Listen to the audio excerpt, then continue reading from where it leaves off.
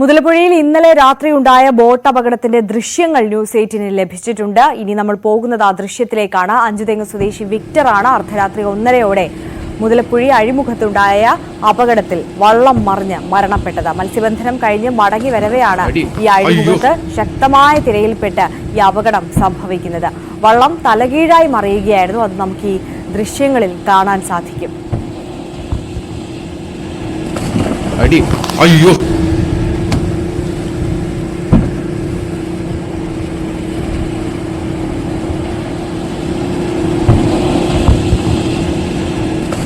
അടി അയ്യോ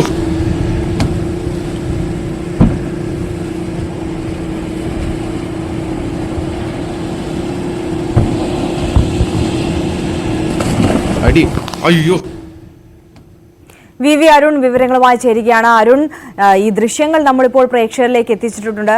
ഈ മുതലപ്പുഴി വീണ്ടും മരണമുരമ്പായി മാറുമ്പോൾ വലിയ പ്രതിഷേധത്തിലേക്ക് മത്സ്യത്തൊഴിലാളികൾ ഇതിനോടകം കടന്നിട്ടുണ്ട്. സഭയിലേക്ക് പ്രതിഷേധവുമായി അവർ എത്തിയിരിക്കുന്നു. എങ്ങനെയാണ് വിശദാംശങ്ങൾ, നിലവിലെ സാഹചര്യം? രണ്ട് അപകടങ്ങളാണ് ഇന്ന് മുതലപ്പുഴയിൽ ഉണ്ടായത്. പുലർച്ചെ അഞ്ചുതെങ്ങ് സ്വദേശി വിക്ടർ, അർദ്ധരാത്രി 1:30 മണിയോടെയായിരുന്നു ആദ്യ അപകടം. അതിൽ വള്ളം പറഞ്ഞ് 4 പേർ അപകടത്തിൽപ്പെട്ടു. അതിൽ വിക്ടർ എന്ന മത്സ്യത്തൊഴിലാളി മരിച്ചു. മറ്റ് 3 പേർ നീന്തി രക്ഷപ്പെട്ടു. ഇതിനുശേഷം നമ്മളിപ്പോൾ ദൃശ്യങ്ങൾ ഉള്ളത് രാവിലെ വെളുപ്പിന് 5:30 അപകടത്തിന്റെ ദൃശ്യങ്ങളാണ്. അഞ്ചുതെങ്ങ് തോണിക്കടവ് സ്വദേശി സ്റ്റാലിൻ എന്റെ ഉടമസ്ഥയിലുള്ള പത്തോശ്രീഹ എന്ന വള്ളം മറിയുന്ന ദൃശ്യമാണ് നമ്മളിപ്പോൾ പ്രേക്ഷകരിലേക്ക് എത്തിക്കുന്നത്. ഇവിടെ ഈ വള്ളം ശക്തമായ തിരയിൽപ്പെട്ട് മറിയുന്ന ദൃശ്യമാണത്. അഴിമുഖത്ത് രക്ഷാപ്രവർത്തനത്തിന് പിന്നീട് അപ്പോൾ ആരുടെ സഹായം ലഭിച്ച പരാതിയൊക്കെ മറ്റൊരാൾ പറഞ്ഞു. വലിയ അപകട ഭീഷണി തന്നെയാണ് കഴിഞ്ഞ കുറെ വർഷങ്ങളായി മുതലപ്പുഴി ഉള്ളത്. ഇപ്പോൾ മഴക്കാലം കൂടി ആയതോടുകൂടി ഈ അപകടങ്ങൾ വർദ്ധിക്കുന്നു. നമുക്കറിയാം എത്രത്തോളം ഈ മത്സ്യത്തൊഴിലാളികൾക്ക് അവർക്ക് കടലിലേക്ക് പോകാൻ മറ്റു മാർഗങ്ങളില്ല. ഈ പൊഴി മുറിച്ചു കടന്ന് തന്നെ അവിടെ നിന്ന് പോകേണ്ടതുണ്ട്. അങ്ങനെ പോകുമ്പോഴാണ് ശക്തമായ തിരമാലയിൽപ്പെട്ട് ആ വള്ളം മറിയുന്ന നമുക്ക് കാണാൻ കഴിയുന്നത്. ഈ എല്ലാ ദിവസവും ഇത്തരത്തിലുള്ള അപകട സാധ്യതയിലൂടെയാണ് മത്സ്യത്തൊഴിലാളി കടലിലേക്ക് പോവുകയും വരികയും ചെയ്യുന്നത്. ഇന്ന് മത്സ്യബന്ധനം തിരികെ വന്ന ഒരാളാണ് അപകടത്തിൽപ്പെട്ട് മരിച്ചത്.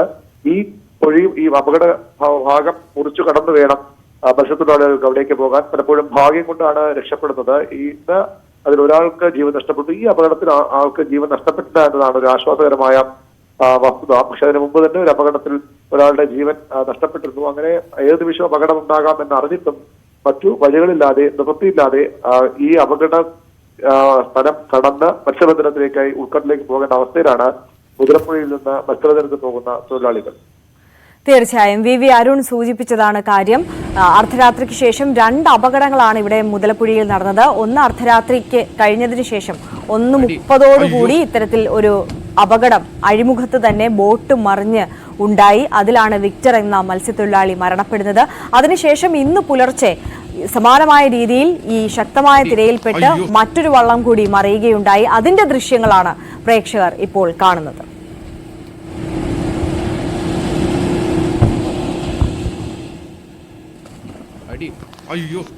വിനോദ് കൂടി നമുക്കൊപ്പം ചേരുകയാണ്. വിനോദ്, വലിയ പ്രതിഷേധം ഉയരുന്ന സാഹചര്യം, എന്താണ് നിലവിലത്തെ അവസ്ഥ? അറിയാം, മത്സ്യത്തൊഴിലാളികളുടെ ശക്തമായ പ്രതിഷേധമാണ് ഇപ്പോൾ ഉള്ളത്. ഇന്ന് പുലർച്ചെയും ഒരു മത്സ്യത്തൊഴിലാളി മുതലപ്പുഴയിൽ അപകടത്തിൽ മരിക്കുന്ന സാഹചര്യം. 10 വർഷത്തിനിടെ ഏതാണ്ട് 75ഓളം മത്സ്യത്തൊഴിലാളികൾക്ക് ജീവൻ നഷ്ടമായി. ഇന്ന് മാത്രം 2 അപകടങ്ങളാണ് സംഭവിച്ചത്. ഇതിൽ ആദ്യത്തെ അപകടത്തിലാണ് വിക്ടർ എന്ന മത്സ്യത്തൊഴിലാളിക്ക് ജീവൻ നഷ്ടമായത്. മത്സ്യത്തൊഴിലാളികൾ പ്രധാനമായും ഇന്ന് നിയമസഭയിലേക്ക് നടത്തിയ മാർച്ചിൽ ഉന്നയിച്ച ആവശ്യം, നേരത്തെ സംസ്ഥാന സർക്കാർ 7 ഉറപ്പുകൾ നൽകിയിരുന്നു. ഈ ഉറപ്പുകൾ പാലിക്കണം.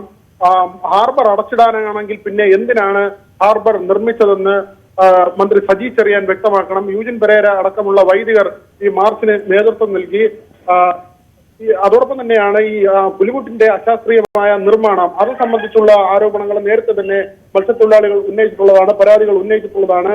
ഇപ്പോൾ പടിഞ്ഞാറ് ഭാഗത്തേക്ക് കവാടം ആയി നിൽക്കുന്ന പുലിമുട്ടുകൾ, 2 പുലിമുട്ടുകൾ, അതുവഴി ആ പുലിമുട്ടുകൾക്കിടയിലൂടെ പടിഞ്ഞാറ് വശത്തേക്ക് ബോട്ടുകൾ കടലിലേക്ക് ഇറങ്ങുന്ന ഒരു നില. അതിനു പകരം പുതിയ പഠനങ്ങളുടെ അടിസ്ഥാനത്തിൽ വടക്ക് ഭാഗത്തേക്ക് ഈ കവാടം തിരിച്ച് മാറ്റണം. അതായത് പുലിമുട്ട് നിർമ്മിച്ച് കൂടുതൽ ദൂരത്തിലേക്ക് പുലിമുട്ട് നിർമ്മിച്ച് വടക്ക് വശത്തേക്ക് കവാടം മാറ്റണമെന്ന ആവശ്യം. ഇതെല്ലാം തന്നെ വളരെ പെട്ടെന്ന് ചെയ്യാവുന്ന കാര്യമാണ്. പക്ഷേ അതിൽ നടപടി ഉണ്ടാകുന്നില്ല. അദാനി ഗ്രൂപ്പ് അവിടെ അവരുടെ വിഴിഞ്ഞം തുറമുഖ നിർമ്മാണവുമായി ബന്ധപ്പെട്ട് കല്ലുകൾ കൊണ്ട് ശേഖരിച്ച് വെക്കുന്ന സ്ഥലം മുതലപ്പുഴയാണ്. അവിടെ വലിയ ബാർജുകൾ വന്നു പോകുമ്പോൾ